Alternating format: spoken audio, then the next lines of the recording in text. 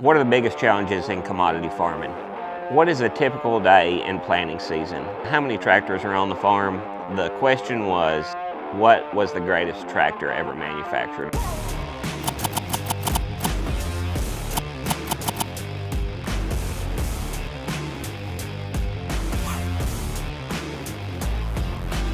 Hello. Hi.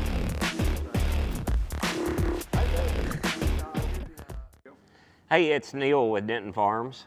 Today we're going to do a segment of just answering the internet's questions about farming. The question is, what crops do I grow and which crop is my favorite? So here on this farm we grow corn, soybeans, and wheat, and then we dabble in a rye crop occasionally. So my favorite crop to grow is corn. Why is that? Mostly just because of its ability to yield. And corn is a grass crop, and you can make it rapidly respond to the changes, it changes due to application practices or different styles. Probably more than any other crop that we farm here. It's not like probably as intensive management as cotton, but for us, it's the crop we manage at the highest intensity.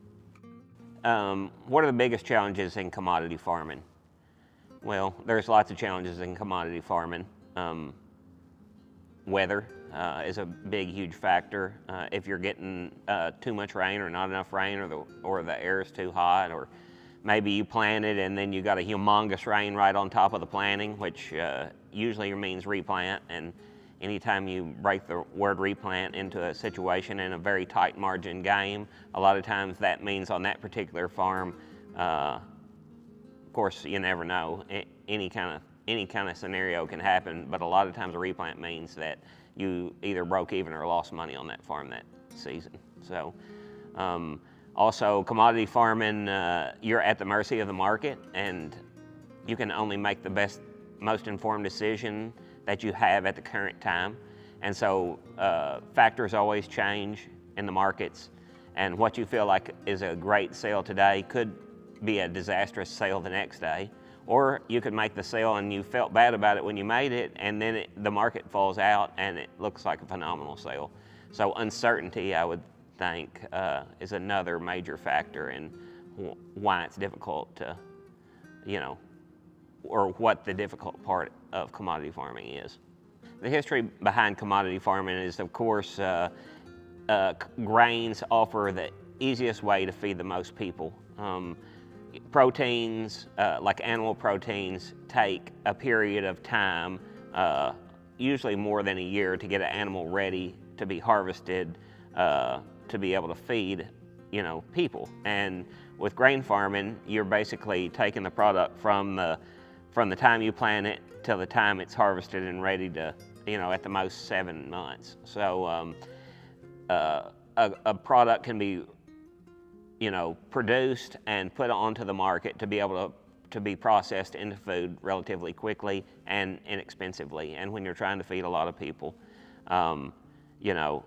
it's an easy way to feed a lot of people very quickly.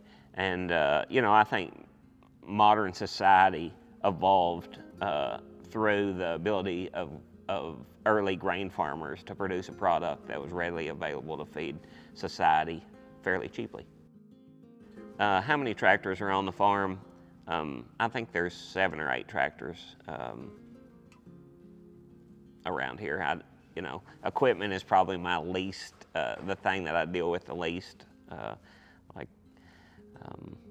But basically we have 3 that during planting season that are key to our operation. And those are the ones that I mostly keep up with. No equipment. No, I guess my favorite piece is my 24-row corn planter. It's really efficient. It has a pretty good service record, and it has an ability to get a lot of acres relatively easily, and it, it's kind of fun to operate. So that's my favorite. My least favorite piece of equipment currently it's my combine. So the combine's actually been pretty good, but it's experienced a chopper issue over the last year, and we haven't got, as of the end of soybean harvest, we hadn't got it resolved. They did take it into the shop, and they hope that the problem's resolved, but we won't know until we get it in soybeans next year. So we got a wheat crop to harvest in June. I guess it's a possibility we could find the problem then, but I kind of doubt it. It's always manifested itself in high yield soybeans, and I anticipate we'll probably have a problem again out of it when we get to high yield soybeans. So currently that's the lowest on my list in favorites. So the question was, what was the greatest tractor ever manufactured, or the greatest tractor in history? And in my mind, the one that we've had the most success with is the original 8000 series John Deere. They have just been bulletproof. We have two still currently working on this farm that perform tasks almost every day. They're, I think respectively, they got like maybe 12 and 14,000 hours on them. And they've never had a motor replaced. One of the most major repairs both of them have had is a manifold bolt. Other than general maintenance, they haven't needed a whole lot over the years. They have a very low cost of ownership, and they're worth exactly what we paid for them when we bought them. I think we bought them both with very low hours, maybe 100 hours a piece, or couple hundred hours at the most on both of them. And they've just been phenomenal tractors over the years.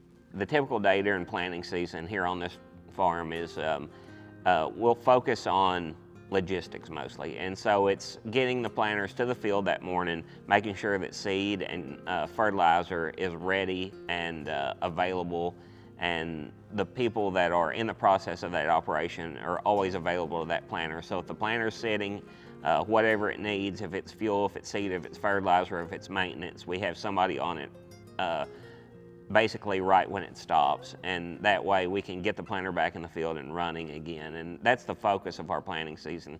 It's just making sure that those planters are clicking the acres off that we need them to each and every day. And we try not to leave that day until the fields that we wanted to get planted are planted. And sometimes sometimes there's breakdowns that can happen that are too severe for that task or goal to be met. But most days we will stay here until the goals are met, and that way we don't feel like the next day we have to double up on the goal that we had for that the next day.